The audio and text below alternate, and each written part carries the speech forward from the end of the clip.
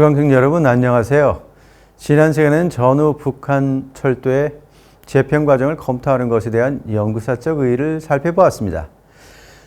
이번 시간에는 소련군에 의해 북한 철도가 어떻게 접수되어 재편되었는지, 해방 후 철도관리체제의 재편과 분단철도의 성립에 대하여 살펴보도록 하겠습니다. 먼저 해방 후 북한 철도의 재편 과정을 분석하기 위해 그 역사적인 전제가 되는 아시아 태평양 전쟁 말기 철도 운영을 살펴보도록 하겠습니다. 미군의 상륙작전과 소련군의 대일 참전이 예상되면서 조선 총독부는 자활자전태세를 확립하기 위한 기구계획을 통해 전시행정의 간소화와 제일선 행정 강화를 도모했습니다. 그 일환으로 조선국유철도는 1945년 7월 10일에 교통국 결전기구 강화대책 요강안을 마련하고 철도 시스템의 분권적 운영을 도모하며 중앙 권한을 지방기관에 이양하여 8월 1일에 기반 조직구조를 재편성하였습니다. 남쪽에서는 미군이 군산 반면에 상륙작전을 감행하고 북한에서는 소련군이 남하할 것으로 예상되었기 때문에 조선총독부 교통국에서는 순천과 평양에 철도사무소를 지방운수국으로 승격시키고 신의지 부두국을 지방교통국과 동등하게 하여 목포, 진남표, 원산, 부두국으로 승격시켰습니다. 이에 더하여 지방교통국, 지방운수국, 철도사무소, 부두국 등 관할 지역을 군사작전 지구에 맞추어 조정했습니다. 뿐만 아니라 공장 및 용품고, 사설철도의 업무를 지방국에 이관하는 등 중앙으로부터의 대폭적인 권한을 위양함과 동시에 대전과 해주에는 새롭게 철도 공장을 소개 설치했습니다. 이러한 철도 관리와 군 간부의 일치화에 따라 조선국유철도는 내부 조직의 군대화를 도모했습니다. 7월 13일에 업무조직과는 별도로 교통국 대조직 및 교통위원회를 편성해 건설사무소, 공장, 항공광구소, 철도사무소, 부두국 및 교통병원에 부대 조직을 설치하고 그 간화에 직원 13명을 단위로 분대를 두었습니다.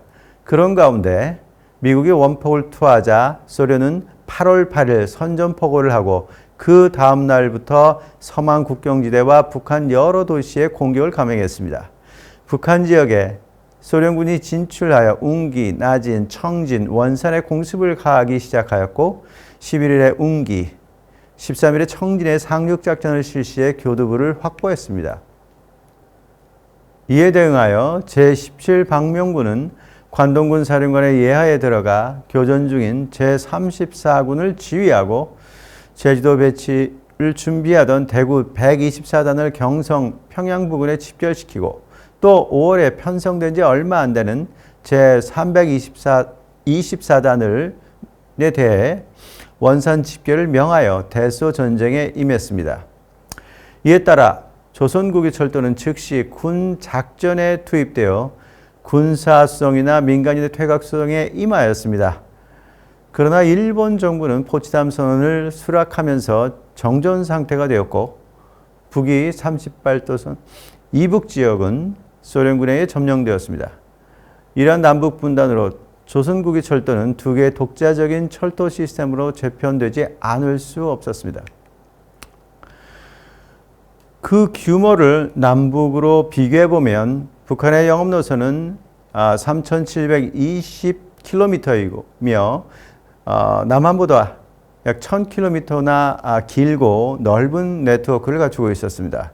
그러나 전시 말 대륙물자의 조선경우 육군 정가 수송으로 많은 화물이 부산, 마산, 목포, 여수 등 남해안 항구에 체류되어 있었기 때문에 기관차를 제외하고 차량 수, 특히 화차가 남한 쪽에 압도적으로 많았습니다.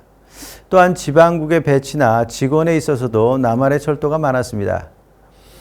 특히 철도 관리 기구 면에서 교통국의 본국이 서울에 위치해서 경의선을 관리하고 있었기 때문에 철도 운영 관리와 자재 조달 기능이 남한철도에 집중되어 있었습니다. 이에 비해 북한 철도는 해방 직후 통일적으로 관리될 수 없었습니다. 북한의 서부철도는 평양지방운수국, 동부철도는 함흥지방교통국에 의해 각각 관리되고 있었을 뿐입니다. 이러한 가운데 철도의 남북분단은 철도관리 체제의 붕괴를 의미하였고 서울에서는 더 이상 자재와 요원을 확보할 수 없었던 것입니다. 인적 운영에서도 철도 중심에 있었던 일본인이 주변으로 방출되어 정상적인 철도 운영이 불가능해졌습니다. 이러한 요인들은 생산활동의 저하와 함께 철도 수송의 급감을 가져왔습니다. 이러한 가운데 철도 관리 시스템과 독자적인 자원 조달 시스템을 구축하는 것이 북한 철도로서는 시급한 과제가 되었습니다. 우선 운영관리기구가 어떻게 재편되었는지를 살펴보겠습니다. 북한에서는 사령관 이반 티사코프 대장, 정치 담당부 사령관 니콜라이 레베데프 소장의 지휘하에 병력 약 12만 5천 명의 제25군이 일본군의 무장 해제 및 점령에 임하여 1945년 8월 21일 원산, 24일 함흥과 평양에 진주한 후 북한의 주요 거점을 장악했습니다. 소련군의 일찍이 1945년 8월 25일에 경의선의 개성, 도성 간 2km 구간이 철거되면서 철도 분단이 시작된 것입니다. 점령 지역 내에 중앙행정기구가 부재했기 때문에 소련군은 각 도지사로부터 행정권을 접수하고 민족주의자나 공산주의자 등으로 구성된 조선건국준비위원회 도별지부와 공산주의자 조직을 기반으로 새롭게 성립한 인민위원회에 대해 행정권을 부여했습니다. 이에 따라 북한 측에서도 독자적인 철도 접수가 이루어지게 되었습니다. 현장 각지에서는 노동자 자치위원회가 조직되어 자발적으로 철도 접수에 임하였습니다. 8월 27일에는 함흥지방교통국이 공산주의자 도영호를 위원장으로 하는 함경남도 인민위원회에 의해 접수되었고 그 이틀 후인 29일에는 평양지방운수국이 민족주의자 조만식을 위원장으로 하는 평안남도 인민정치위원회에 의해 접수되어 두 개의 철도국으로 개정되고 이들을 통합하는 철도총국이 평양에 설치되었습니다. 소련 측에서는 철도국의 철도사령관, 주역에는 정차장 사령부가 주재하였고 철도 운영은 철도사령관의 지령에 의해 이루어지도록 하였으나 철도국으로서 자주적인 계획의 수립은 거의 불가능했습니다. 열차 운행의 제한에 따라 일반 화물의 운송은 중지되어 소련의 병력 및 군수품, 이에 더하여 철거된 공장시설 등을 대상으로 운행이 이루어지고 있었습니다. 따라서 북조선 5도 인민위원회 대표회의가 1945년 10월 8일 평양에서 개최되어 각 도의 공통된 문제와 그 유기적인 연계 등에 관한 대책이 강구되었습니다. 본 대회에서는 철도관리 운영 문제가 논의되고 평양철도국과 함흥철도국을 설치하고 평양철도국장이 북조선철도관리위원회 위원장을 겸무하는 것으로 하여 이들 철도국은 동관리위원회 관리하에 놓여졌습니다. 평양철도국은 그 산하에 평양철도사무소, 강계철도사무소, 해주철도사무소를 두고 함흥철도국은 그 산하에 청진부두국, 성진철도사무소, 원산부두국, 그리고 구 만철이 관할하고 있던 나진철도국을 두었습니다. 11월 9일에는 북조선 5도 연락기관으로서 산업, 교통, 최신, 농림, 상업, 재정, 교육, 보험, 사법, 보안 10국을 그 산하 부서로 하는 북조선 행정국이 평양에 설치되어 평남인민정치위원회 위원장 조만식이 그 책임자가 되었습니다. 그러나 모스크바 3국 외상회의에서 결정된 조선에 대한 신탁통치 결정에 대해 조만식이 반대하자 민족주의자의 숙청이 진행되어 김일성을 중심으로 한 임시정부 수립이 진행되었습니다. 북조선 행정구의 설치에 따라 북조선 철도총국은 북조선 교통국으로 개편되었고 낮은 철도국 경리과장이었던 철도 총국장 한희진이 교통국장이 됐습니다. 하지만 여전히 소련군 철도사령관으로부터 지시를 받고 있었으며 1945년 11월 말에는 소련군 사령부의 민생 업무의 수행을 원활히 하기 위해 소련 국방 인민위원장의 명령에 따라 소련군 사령관 예하에 50명의 장교단을 통솔하는 민정 담당 부사령관 직제가 도입된다는 북한의 민정사항에 관한 지시가 내려졌습니다.